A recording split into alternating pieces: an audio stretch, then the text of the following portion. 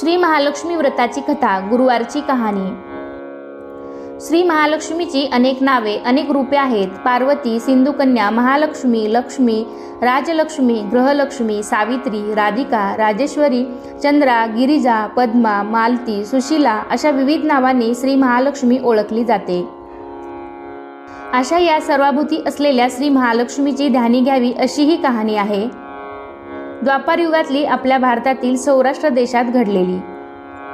तेथे एक राजा राज्य करीत होता। त्याचे नाव होते भद्रश्रवा। तो शूर होता, दयाळू होता, प्रजादक्ष होता। 4 वेद, 6 शास्त्रे, 18 पुराणे याचे ज्ञान त्याला होते। अशा त्या राजाच्या राणीचे नाव होते सुरचंद्रिका। राणी रूपाने सुंदर होती, सुलक्षणी होती आणि पतिनिष्ठ होती। त्यांना एकूण 8 अपत्ये होती, 7 पुत्र आणि त्यांच्यानंतर झालेली एक कन्या। राजा राणीने कन्येचे नाव शांबाला ठेवले होते। एकदा देवीच्या मनात आले, आपण राजाच्या राजप्रसादी राहावे, त्याने राजा आणखी सुखी होईल, प्रजेलाही तो आणखी सुख देईल, गरिबाकडे राहिले तर सगळ्या संपत्तीचा तो एकटाच उपभोग घेईल। म्हणून देवीने एका म्हातारीचे रूप घेतले, फाटकी वस्त्रे ल्याली, आधारासाठी काठी घेतली आणि काठी टेकत टेकत ती राणीच्या महालाच्या दाराशी आली। तिला पाहताच एक दासी पुढे आली। तिने म्हातारीला विचारले, कोण ग बाई तू, कोठून आलीस, काय काम काढलंस, तुझं नाव काय, गाव काय, काय हवंय तुला? म्हातारीचे रूप घेतलेली श्री महालक्ष्मी म्हणाली, माझं नाव कमलाबाई, द्वारकेला राहते मी, तुझ्या राणीला भेटायला आले, कुठे आहे ती?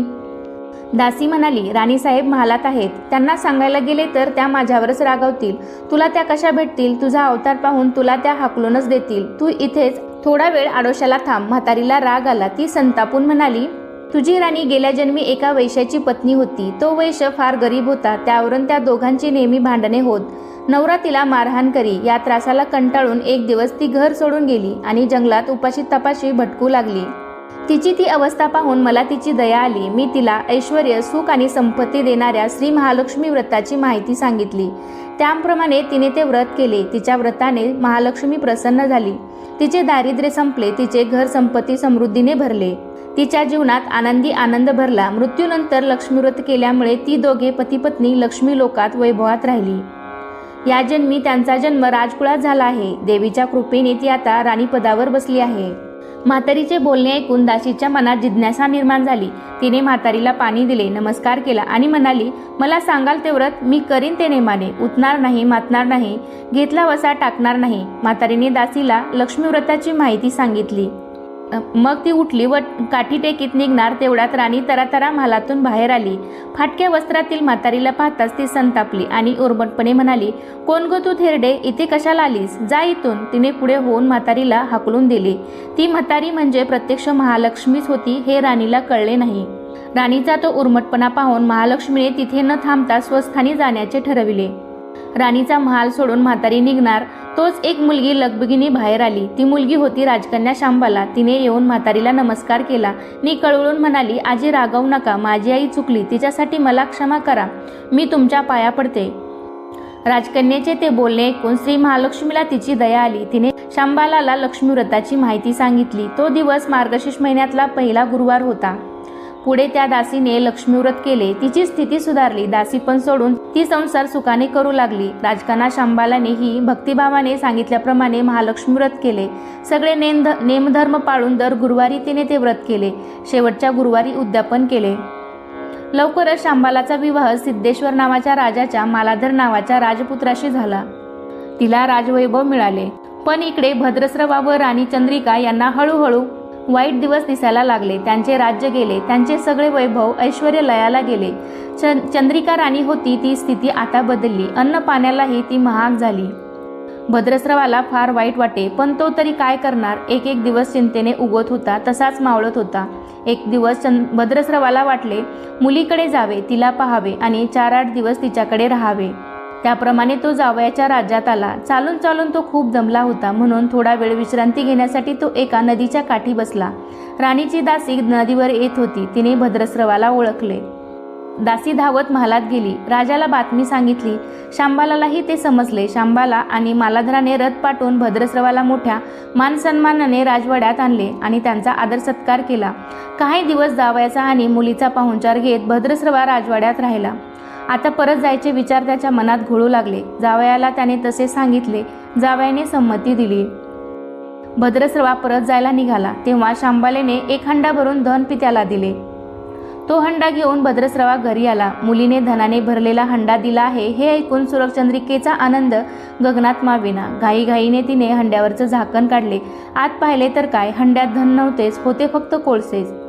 महालक्ष्मीच्या अवकृपेने हंड्यातल्या धनाचे कोळसे झाले होते. चंद्रिकेने कपाळावर हात मारून घेतला. भद्रस्रवा हा चमत्कार पाहून चकित झाला होता. दुःखाचे दिवस संपत नव्हते, दारिद्र्याचे भोग सुटत नव्हते. सुरचंद्रिकेला एक एक दिवस काढताना जीव मेटाकुटीला येत होता.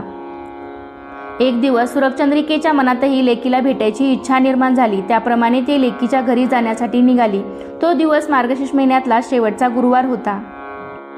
सुरचंद्रिका लेकीच्या घरी पोहोचली तेव्हा शांबाला व्रताचे उद्यापन करीत होती. शांबालाने आईकडूनही महालक्ष्मी व्रत करून घेतले. 4 दिवस मुलीकडे राहून सुरचंद्रिका परत आपल्या गावात आली.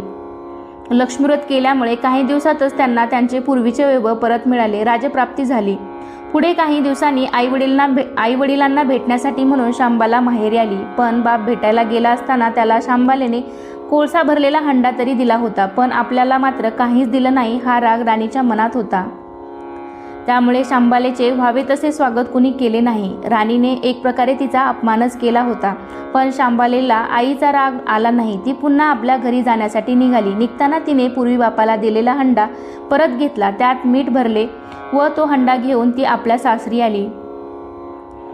स्वगृही आल्यावर मालाधराने शांबालेला विचारले, माहेरून काय आणलंस? शांबालेने बरोबर आणलेल्या हंड्याकडे बोट दाखवले. मालाधराने झाकण काढून आत पाहिले तर हंड्यात मिठाचे खडे. मालाधराने चकित होत पत्नीला विचारले, हे काय? या मिठाचा काय उपयोग? शांबाला म्हणाली, थोडं थांबा म्हणजे कळेलच.